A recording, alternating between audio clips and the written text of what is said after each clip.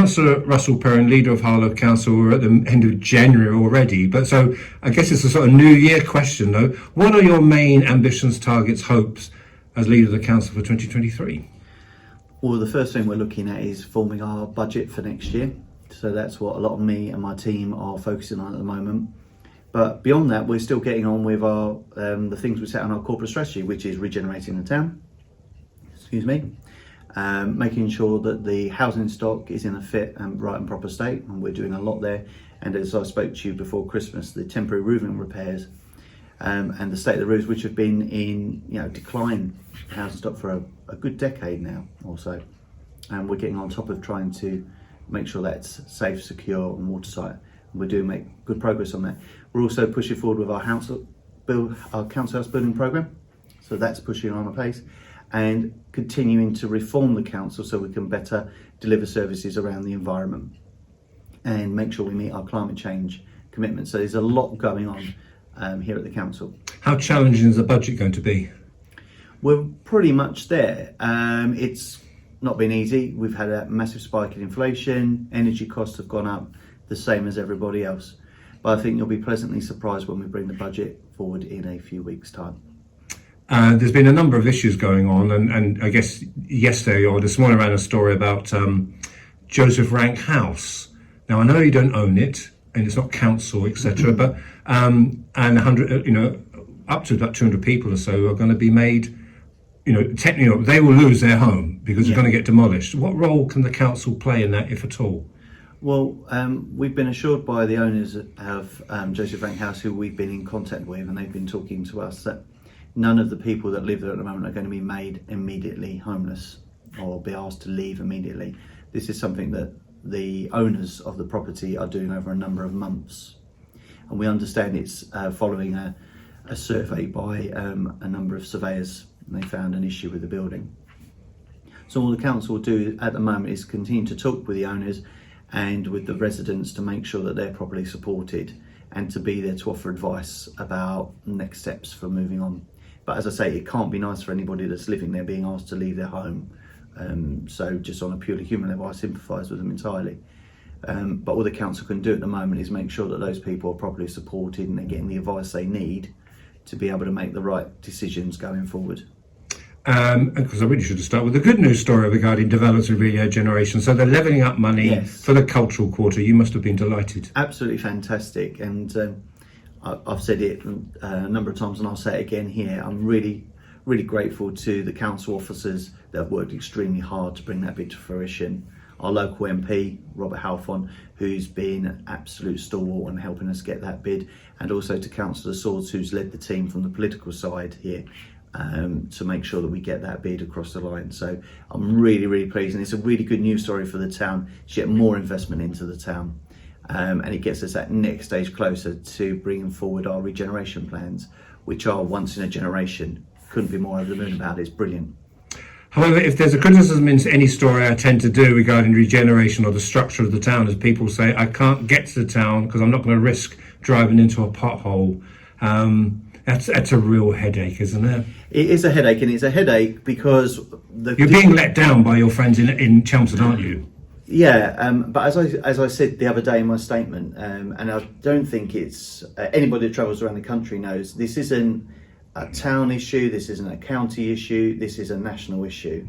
I think it's more keenly felt in the new towns because the structure of the roads are such that they're built on concrete slabs and they've got a tarmac skim, so when the concrete shifts, the tarmac gives, and it's always going to be a problem, unfortunately. This time of the year makes it even worse.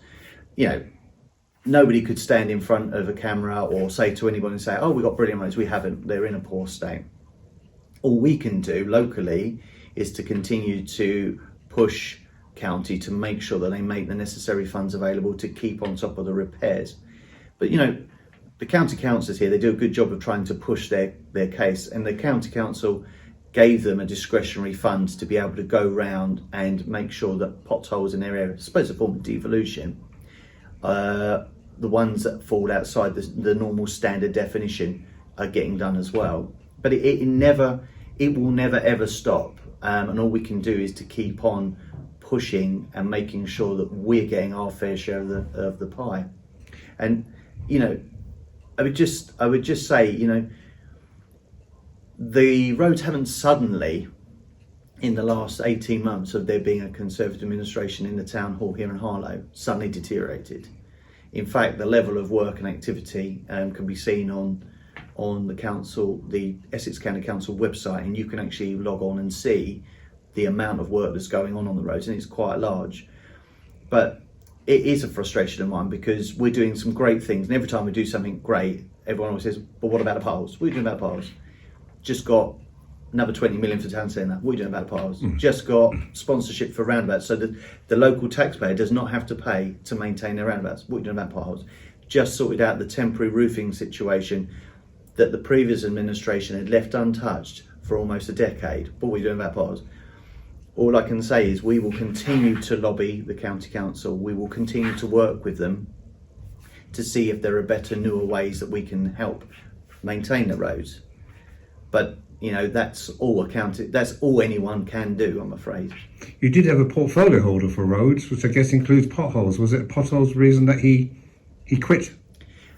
The portfolio holder for housing quit because he, like everybody else, is extremely frustrated at the lack of progress in that area, because he had lots of good ideas that we could potentially try and move forward. But local government at that level is extremely slow, and I feel his frustration. The potholes didn't get worse because of him. They were bad to begin with. The idea of his role was to try and give it a bit more of a push with county to see if we could get somewhere further with that. But I sympathise with his frustration. I feel his frustration. But yeah, that's the reason why he left. Is it a settled side? You've lost Steve LeMay. You could say one is unfortunate. Simon Carter. You know, do you have the people to replace them, or you know, are you a happy team? Because a happy team can't. If you're not, then it's hard to run a town, isn't it? Well, it is. But you know, if you want to use that as a measure, if you look, we've got 20 very good, very able councillors. We all get on very well, and in 18 months, we've made Harlow the centre of a great many things. We're regenerating the town centre. We're getting huge amounts of money coming in to do that. We're sorting out the housing stock. We're regenerating sites over in Staple Tyre. We've actually got more council homes being built than ever before. We've made massive reforms into the environment area. We're not there yet. Brilliant work by Nicky Pearce.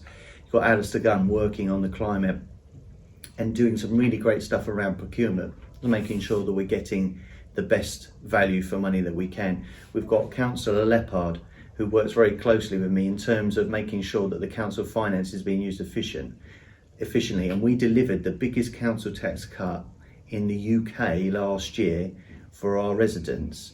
Now, people argue and say, well, you didn't cut council tax because, you know, county council put it up. But if you look at it as a proportion of the share, we actually wiped out the rise for many people that the county did.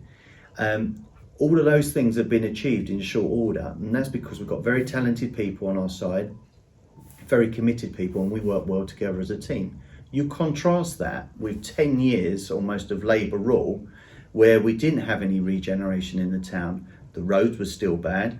We had roofs going unrepaired. We have environment services declining. We had council tax going up every single year. If they were happy and we're unhappy, I'll take unhappy any day, because we're actually getting things done. So I think it's a bit of an anathema. It's natural that I'll change things. I have to put people where their talents lie. And also, what people don't understand is this is a voluntary, well, not a voluntary, but this is a part-time thing. Most people go to work. People aren't full-time councillors. And life moves on and other new pressures come in and things change. So things are never going to be static.